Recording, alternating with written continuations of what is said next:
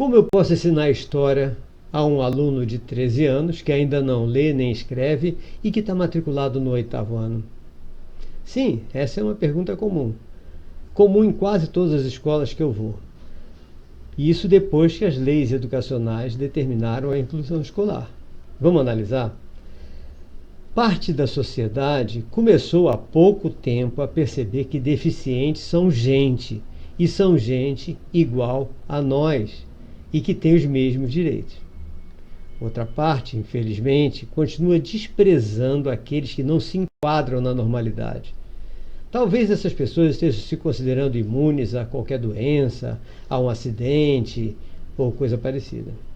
Por causa dessa outra parte, de pessoas que não têm respeito, acaba sendo necessário o estabelecimento de leis específicas para que a obrigação, que é moral, passe a ser também, oficialmente, uma obrigação legal. Bom, as leis vieram. Todas as escolas regulares passaram a ser obrigadas a aceitar, em suas turmas, alunos deficientes. E, de acordo com os próprios documentos legais, foram obrigadas a garantir a sua aprendizagem real, visando a sua autonomia futura. Para isso, as escolas passaram a ter que adaptar currículos, adaptar conteúdos, adaptar tarefas, adaptar avaliações e também a criar estratégias de ensino apropriadas e inclusivas, porque a estratégia de ensino tradicional dos alunos todos enfileirados não tem como você dar atenção a nenhum aluno em especial. Então nós temos observado que algumas escolas já estão se atualizando e já estão então entrando nessa nova fase de educação no país de uma maneira maravilhosa, enquanto outras procuram de toda forma, de todo jeito possível, evitar ter nas suas turmas qualquer tipo de aluno que não se enquadre no padrão desejado. Ou seja, aquele que não acompanha o nível intelectual da turma, a capacidade cognitiva da turma, está fora. Se puder, não matricula. Quanto a essas escolas que não se enquadram, só mesmo quando começar a ter aplicação de multa pesada e quando começarem a enquadrar seus dirigentes, seus professores em desobediência legal, aí sim pode ser que mude o perfil de total desrespeito ao ser humano com algum tipo de dificuldade intelectual, cognitiva, psíquica ou emocional. Mas vamos àquelas escolas que decidiram respeitar o outro e que estão se atualizando, lógico, dentro de cada um das suas possibilidades e limitações. Essas mudaram toda a metodologia das aulas, criaram metodologias que permitam a eficácia da inclusão, como a nossa de dinâmica, a IUP de dinâmica grupal, que adotamos no nosso colégio e hoje está sendo adotada em diversos colégios, de norte a sul do país. Mas mesmo com essas novas metodologias, ainda há dificuldade quando o aluno incluído, já adolescente, não está ainda alfabetizado. Aí nós temos 2 desafios a enfrentar. Primeiro desafio, como fazer com que ele aprenda os conteúdos das matérias se ele não lê nem escreve. Segundo desafio, como alfabetizá-lo, se os professores dessa etapa da educação básica não estão preparados para isso. Bom, o primeiro desafio, como fazer que ele aprenda os conteúdos da matéria se ele não lê nem escreve, é simples. Ele vai ter o ensino todo de forma oral, fará as atividades oralmente, será tarefas orais, será avaliado oralmente e tudo mais. E com a metodologia de dinâmica grupal, os alunos estando em os próprios colegas vão ajudá-lo no entendimento e na realização das tarefas. Já a segunda, como alfabetizá-lo se os professores dessa etapa de educação básica não estão preparados para isso? Bom, a resposta é essa. Para ser mais eficiente, nós precisamos de 2 etapas. Primeiro, não está especificado em legislação nenhuma, mas o ideal é alfabetizá-lo no turno oposto, para que em breve a sua aprendizagem comece a passar de oral para leitura e escrita. Tá? E a segunda etapa é os professores regulares, os professores licenciados, deve ser dado a eles uma boa noção do processo de alfabetização. Não é ensiná-los a serem alfabetizadores, mas uma boa noção de alfabetização e letramento, para que eles possam utilizar em sala e assim eles acelerarem a evolução da criança na aprendizagem, do adolescente na aprendizagem. Como esse fato não é incomum, isso a gente encontra no Brasil inteiro, nós precisamos ter 2 coisas. Primeiro, Precisamos sempre ter na escola profissionais alfabetizadores, para que eles possam realizar essa tarefa com os alunos adolescentes no turno oposto. E 2, nós precisamos passar para os professores licenciados os conceitos básicos e as noções mais importantes do processo de alfabetização e letramento. Para que esses profissionais, então, isso pode ser feito por quem? Pelos próprios profissionais alfabetizadores que a gente deveria ter na escola. E isso vai facilitar em muito o desenvolvimento da própria aula inclusiva desse professor licenciado. Independentemente dos incluídos na sala dele serem neurotípicos, autistas, TDAH ou qualquer tipo de bloqueio ou deficiência. Esse trabalho é para ser realizado exatamente por profissionais especializados em alfabetização e letramento. E durante quando que vai ser feito isso? Toda escola deveria ter um trabalho de formação continuada. É justamente nesse trabalho de formação continuada que nós incluiremos esse detalhe dos conceitos e noções da alfabetização.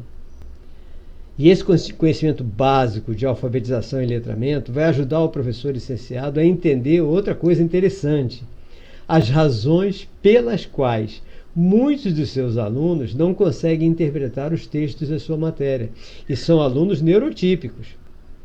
Além disso, esse professor, sabendo esses conceitos básicos, ele vai poder criar estratégias de ensino que compensem essa falha. E se a coisa for mais braba, mais séria, ele pode passar exercícios que vão ajudar o aluno a se desenvolver seu letramento, ou encaminhar para um profissional de letramento no turno oposto, se tiver, né? Essa é a única forma de nós pararmos de deformar alunos em vez de formá-los.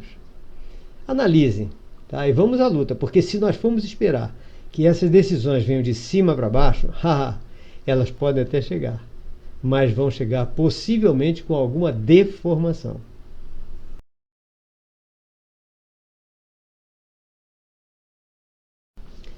Como pode um professor ensinar história, geografia, matemática ou qualquer outra disciplina sem saber utilizar corretamente o seu próprio idioma?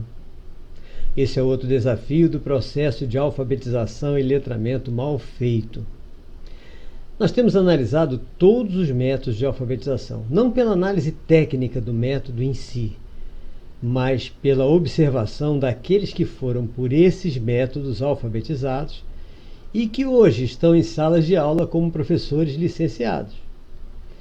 Não há dúvida que nosso idioma é mais complexo do que o inglês, por exemplo, e que frequentemente nós temos dúvidas sobre o uso do Z ou S, C cedilha ou dois S e algumas coisas a mais. Uma busca rápida no dicionário resolve isso. Mas o que temos encontrado com muita frequência são erros muito mais graves, tanto na gramática como no entendimento e na interpretação daquilo que se lê. Na gramática, eu tenho lido professores escreverem: os alunos deverão me entregar os trabalhos até amanhã, em vez de os alunos deverão me entregar os trabalhos até amanhã. E quando a gente avisa que houve um erro, mais tarde esse mesmo professor escreve o seguinte: os alunos que terminarem deverão trazer os trabalhos para me, em vez de os alunos que terminarem deverão trazer os trabalhos para mim. Ou seja, desconhecimento total do uso das duas formas do pronome pessoal oblíquo, um átono, que é o me, e o outro tônico, que é o mim, sendo esse mim de uso exclusivo como objeto indireto. Não tem como usar esse como objeto direto. Outro erro terrível é o uso dos tempos de verbo inexistentes, como por exemplo: eu já tinha falo com ele, em vez do correto: eu já tinha falado com ele. Eu já tinha mando ele fazer, em vez do termo correto: já tinha mandado ele fazer. Mandar, falar, não são verbos abundantes. Então, só tem um tipo de particípio passado. Complicado, né? E na parte da interpretação do texto? A situação aí fica pior ainda, porque interfere no comportamento social. Já que nós temos observado que muita gente só tem condições de entender a manchete do que lê. e não consegue entender nenhuma das frases, nem parágrafo do conteúdo. Isso facilita bastante todos aqueles sacripantas que desejam manipular a opinião pública, que é o que mais tem sido feito atualmente pela nossa mídia, em detrimento da verdade. Por tudo isso, nós vemos que a dedicação a um processo de alfabetização e letramento com responsabilidade é uma das necessidades primordiais para que a sociedade esteja bem informada, reduzindo assim a facilidade que hoje toda a mídia tem de manipular a mente humana. Aí nós fizemos uma análise, tá? Em quais faixas etárias esses erros ocorrem com mais frequência? E começamos a identificar quais foram os métodos de alfabetização e letramento que foram utilizados com essas pessoas, quando elas estavam nos seus anos iniciais do ensino fundamental. E chegamos a uma conclusão. Mas eu prefiro não dizer aqui. Mesmo porque nem precisa. Basta qualquer um de vocês fazer a mesma análise. Aí vocês vão verificar quais são os métodos que não funcionam. O importante para nós é consertar agora, para que nós não venhamos a ter os mesmos erros daqui para frente. Essa é a nossa realidade, é o nosso desafio.